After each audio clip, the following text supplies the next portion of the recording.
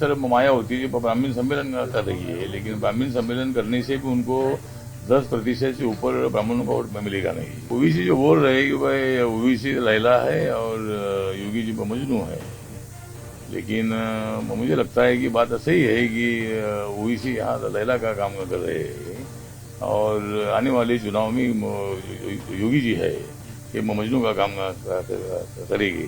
तो मायावती कर रही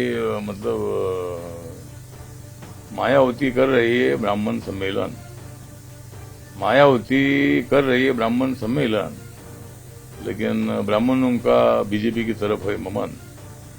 अभी वो नजदीक आ रहा है 2022 का क्षण, अब नजदीक आ रहा है 2022 का क्षण, और जितना चाहिए उतना विकास के लिए योगी जी और नरेंद्र मोदी जी देंगे उत्तर प्रदेश को धन। उत्तर प्रदेश में हर राजनीतिक दल अपनी किस्मत आजमाने आ रहा है और केंद्रीय मंत्री रामदास आठवले जी इस वक्त हमारे साथ मौजूद हैं। इनकी आरपीआई पार्टी जो है आज यहाँ पर ये लोग आए हैं और पूरी प्लानिंग है यूपी पोल्स में उतरने की। बातचीत करेंगे। सर बहुत बहुत स्वागत है आपका आज तक पर। सबसे पहला सवाल आपसे ले रहा हूँ मैं, आप राजधानी लखनऊ में आए हैं, उत्तर प्रदेश चुनाव नजदीक है, पहले तो बताइए आज आने का आपका मोटिव क्या है यहाँ? हाँ, तो लखनऊ में आज आने का मकसद यही है कि फरवरी 2022 में जो विधानसभा का चुनाव आ रहा है, इसमें रिपब्लिकन पार्टी बीजेपी के साथ अलायंस करके कुछ सीटों पर चुनाव लड़ना चाहती है। 15-20 दिन पहले हमने माननीय जेपी नड्डा जी जो बीजेपी के राष्ट्रीय अध्यक्ष, उनके साथ भी हमने बात की है। अभी माननीय मुख्यमंत्री योगी आदित्यनाथ जी से भी मेरी आधा घंटा तक बात हुई है और उसमें हमने उनको बताया है कि भाई रिपब्लिकन पार्टी को बीजेपी अगर साथ रखती है तो बसपा को धक्का देने के लिए उसका अच्छा उपयोग हो सकता है। और दलित वोटों पर खाली मायावती का अधिकार नहीं है, उस पर हमारा भी अधिकार है और इसीलिए हम दलित वोटों को मतलब इंडिया की तरफ, बीजेपी की तरफ लाने की कोशिश हमारी रहेगी। सीएम योगी से आप मिले, आपने बताया सीएम योगी की तरफ से क्या कहा गया जब आपने ये पेश की? योगी जी ने बोला है कि अच्छा प्रस्ताव अच्छा है, आरपीआई को साथ में रखने में कोई दिक्कत नहीं है, इसका विचार करेगी। तो हमने ये भी बताया कि भाई मुस्लिम बहुल एरिया में मतलब रिपब्लिकन पार्टी को अगर टिकट मिलता है तो वहाँ भी मतलब कैंडिडेट चुनकर आने के लिए उपयोग हो सकता है।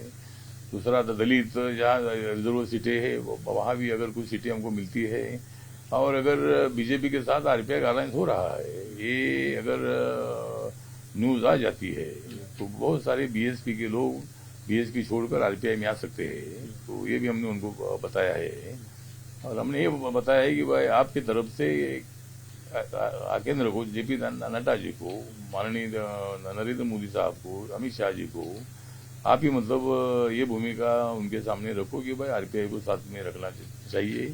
तो हम पूरा सपोर्ट करने के लिए तैयार है रिपब्लिकन पार्टी को। अगर 8-10 सीटें आरपीआई को मिलती है या सीटें कम ज्यादा हो सकती है, लेकिन अलायंस होना बहुत बड़ा जरूरी है और उसका ज्यादा फायदा 90% फायदा बीजेपी को होगा, 10% फायदा आरपीआई को होगा। रामदास जी, आप खुद एक दलित फेस रहे हैं, आपने दलितों के लिए काम किया है और उत्तर प्रदेश में जैसे कि दलित पॉलिटिक्स आपने देखी है, आपकी देखी हुई है, आपको क्या लगता है कि आपकी पार्टी, पहली चीज तो ये आपकी पार्टी बीजेपी से कितनी सीटों की मांग कर रही है, दूसरी चीज कितनी सीटें आप लोग जीत सकते हैं? हाँ, तो मतलब आरपीआई की मांग ये है कि जहाँ दलित बहुल एरिया है वहाँ भी कुछ टिकट आरपीआई को मिलनी चाहिए, मुस्लिम बहुल एरिया है वहाँ भी कुछ टिकट मिलनी चाहिए और रिपब्लिकन पार्टी भी सभी जातियों को साथ में लाना चाहती है। बाबा साहब का मिशन ये है कि भाई सभी जाति वर्गों को साथ में लाइए और इसीलिए जिस तरह मायावती जी ब्राह्मण सम्मेलन कर रही है, लेकिन ब्राह्मण सम्मेलन करने से भी उनको 10% से ऊपर ब्राह्मणों का वोट मिलेगा नहीं। मैं रामदास जी इसी पर आ रहा था। मायावती तो कह रही है कि इस बार 2007 वाला सोशल इंजीनियरिंग करेंगे और ब्राह्मण दलित एक हो जाएगा और हम जीत जाएंगे। हाँ, मायावती का कहना होगा, लेकिन दलित उनके साथ नहीं है और पूरा ब्राह्मण उनके साथ बिल्कुल आने का विषय इधर नहीं है। कुछ ब्राह्मण नहीं जा सकते, जिनको टिकट मिला है वहाँ उनको थोड़ा सा ब्राह्मणों का वोट मिल सकता है, लेकिन दलित भी उनके तरफ से छूट चुका है। जिन ब्राह्मणों ने मतलब उनको सत्ता में 2007 में बैठाया था, वो ब्राह्मणों के लिए उन्होंने कुछ भी नहीं किया है। 4 बार मुख्यमंत्री होने के बावजूद भी दलितों का उत्थान होना चाहिए था, विकास होना चाहिए था, वो भी नहीं हुआ है और इसीलिए मायावती पर दलित भी नाराज है और इसीलिए रिपब्लिकन पार्टी को बहुत बड़ा मौका है और दलित और मुस्लिम और ब्राह्मण भी रिपब्लिकन पार्टी को सपोर्ट कर सकते हैं, क्योंकि मैंने सबसे पहले ब्राह्मणों को आरक्षण की मांग की थी और माननीय नरेंद्र मोदी जी ने जो सवर्ण समाज के जो इकोनॉमिकली बैकवर्ड क्लास की जो फैमिली है उनको 10% आरक्षण देने का निर्णय लिया है और उसमें ब्राह्मणों का फायदा है, क्षत्रियों का फायदा है और इसीलिए ब्राह्मण हमारे साथ भी आएंगे और बीजेपी को 2017 से भी ज्यादा सीटें मिलेगी। भाजपा से ब्राह्मण नाराज है, भले इनकाउंटर्स की बात रही है, कई मुद्दे रहे हों, क्या आरपीआई ब्राह्मण जो वोट कहीं ना कहीं अछूता रह गया भाजपा से उसको गेन करेगी? मुझे लगता है कि यहाँ कोई ब्राह्मण करके इनकाउंटर हुआ नहीं है, मतलब जो क्रिमिनल बैकग्राउंड के जो लोग थे उनका मतलब इनकाउंटर हुआ है, इसीलिए ब्राह्मण समाज पूरा नाराज है, ऐसा बिल्कुल नहीं है। ये तो अप्रचार है, लेकिन बात तो सही है कि भाई जिस तरह विकास दुबे जैसे लोगों का जो मतलब इनकाउंटर हुआ तो उन्होंने तो मतलब पुलिस पर हमला किया था, उन्होंने मतलब इसी तरह का उनका मतलब उन्होंने काम ऐसा किया था, तो इसीलिए हाँ। असदुद्दीन ओवैसी जो हैं सर, असदुद्दीन ओवैसी भी उत्तर प्रदेश की राजनीति में आ गए हैं और कह रहे हैं, इस तरह के बयान दे रहे हैं कि लैला मजनू वाले, कि योगी जी जो हैं हम लैला हैं, योगी जी मजनू हैं। कौन बोलते हैं? असदुद्दीन ओवैसी जो हैं आके यहाँ पब्लिक एड्रेस करते हैं उत्तर प्रदेश में और कहते हैं कि मैं लैला हूँ और योगी आदित्यनाथ मजनू हैं। लैला और ओवैसी ने बयान दिया। ओवैसी ने बयान दिया जो लैला है ओवैसी लैला है, योगी जी मजनू है। हाँ, मतलब ओवैसी जो बोल रहे हैं कि भाई ओवैसी लैला है और योगी जी मजनू है, लेकिन मुझे लगता है कि बात सही है कि ओवैसी यहाँ लैला का काम कर रहे हैं और आने वाले चुनाव में योगी जी है ये मजनू का काम करेंगे और भारी वोटों से जीतेंगे। 325 से भी ज्यादा सीटें बीजेपी को मिल सकती है, क्योंकि 2017 के चुनाव में योगी जी नहीं थे, मतलब योगी जी थे लेकिन एज ए लीडर नहीं थे, लेकिन इस वक्त योगी जी ने 4.5 सालों में जो काम किया है, 5 सालों में जो काम किया है वो काम पूरा लोगों के सामने है और हिंदू मुसलमानों का एक भी दंगा फसाद नहीं हुआ है, मुस्लिम भी यहाँ का खुश है और इसीलिए मुझे लगता है कि 2024 में आदित्यनाथ योगी जी जो है इनके नेतृत्व में, यहाँ नरेंद्र मोदी जी के नेतृत्व में बहुत बड़ी सफलता मिलेगी और रिपब्लिकन पार्टी भी बीजेपी का साथ। ममता बनर्जी कह रही हैं कि 2024 में तो खेला होगे। हाँ, तो ममता बनर्जी बोल रहे हैं कि 2024 में खेला होगे, लेकिन मैं ममता बनर्जी को बताना चाहता हूँ कि 2024 में खेला नहीं होगा, तो नरेंद्र मोदी जी के सत्ता का मेला होगा, तो सत्ता में नरेंद्र मोदी आएंगे, लेकिन ममता बनर्जी का और विरोधी दलों का खेला होगा और उनको टोला देने का काम जो है ये काम हम करने वाले हैं। तो इसीलिए मुझे लगता है कि हमें कोई चिंता नहीं है, 2024 में मोदी जी प्राइम मिनिस्टर बनेंगे और अपोजिशन में इतने प्राइम मिनिस्टर के उम्मीदवार है, हर पार्टी का उम्मीदवार प्राइम मिनिस्टर के लिए है, तो जितना ये लोग इकट्ठा आएंगे उतना मोदी जी को, बीजेपी को, एनडीए को फायदा है और जितना भी मतलब मोदी जी का विरोध करे, लेकिन मोदी जी की जो पॉपुलरिटी है आम आदमी में है, मिडिल क्लास में है, माइनॉरिटीज में भी है, दलितों में है। रामदास जी, आपने कहा कि 2024 में मोदी का मेला होगा, तो क्या सीएम योगी का 22 में मेला होगा या नहीं होगा?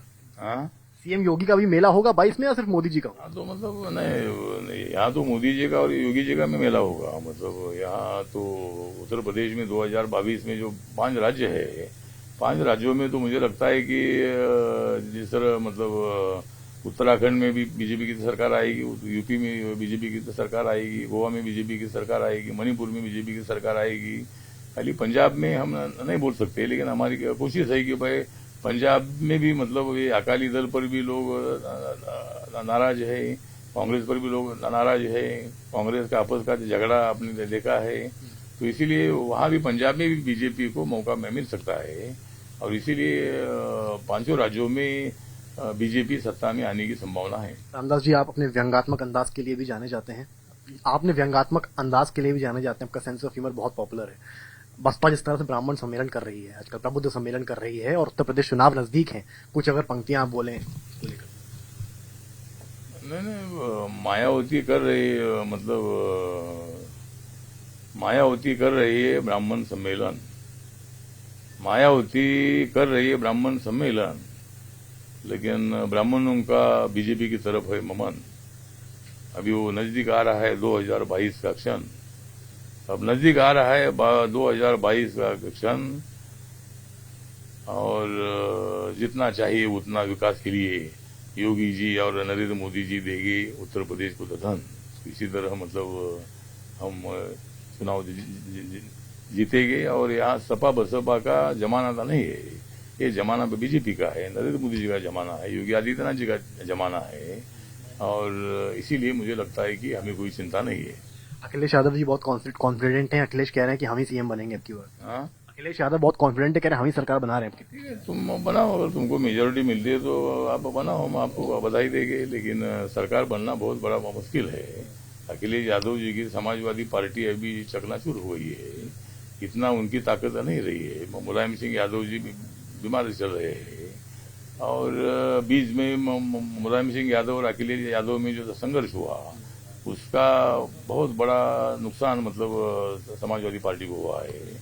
और इसीलिए समाजवादी पार्टी की सरकार आना बहुत बड़ा मुश्किल है। ये दोनों एक साथ सपा बसपा एक साथ आने से भी खाली 15 सीटों के ऊपर ये सीट नहीं जीत पाए है। तो इसीलिए मुझे लगता है कि सपा की सत्ता आने का बिल्कुल विषय तो नहीं है। सत्ता बीजेपी की आएगी, आरपीआई की आएगी और लोगों का विकास के लिए हम आगे बढ़ेंगे। आप कलवेज जवाद जी से मिलकर आए हैं लखनऊ में, अभी क्या बातचीत आपकी? हाँ, तो जो कलवेज जवाद जी जो है उनके साथ हमारी मुस्लिम मसाइल के बारे में चर्चा हुई, मुस्लिम समाज की समस्याओं के बारे में चर्चा हुई। और उन्होंने बताया है कि भाई उनका सपोर्ट नरेंद्र मोदी जी को है, उनका सपोर्ट योगी जी को है।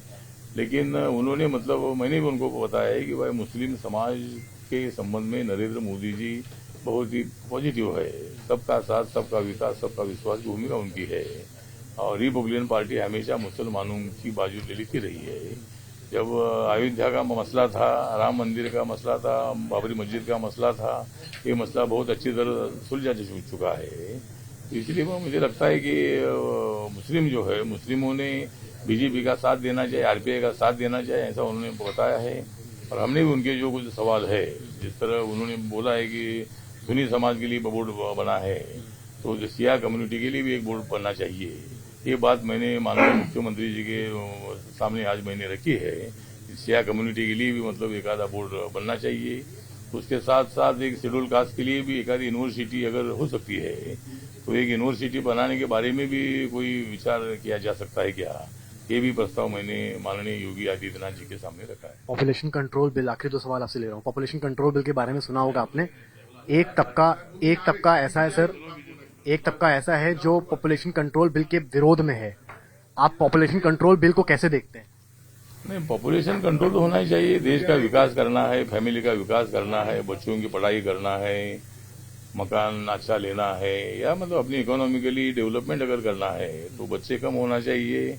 हम दो हमारे दो के बजाय हम दो हमारा एक, इसी तरह का भी भविष्य में विचार करने की आवश्यकता है। पॉपुलेशन कंट्रोल होना चाहिए, या कोई जात और धर्म का विषय नहीं है। अपनी फैमिली अगर कम बच्चों की होती है तो उनका पालन पोषण करने के लिए, उनकी शिक्षा करने के लिए आसान हो जाता है। तो इसीलिए पॉपुलेशन कंट्रोल होना चाहिए, ये मेरी पार्टी की भूमिका है। आखिरी सवाल आपसे ले रहा हूँ रामदास जी, आखिरी सवाल ले रहा हूँ। ये जो धर्म परिवर्तन का मामला, उत्तर प्रदेश आप आए हुए हैं, लखनऊ आए हुए हैं, धर्म परिवर्तन का मामला समय उछला हुआ है। आपकी पार्टी और आप खुद इस धर्म परिवर्तन के मामले में जो इलीगली हो रहा है उसको कैसे देखते हैं?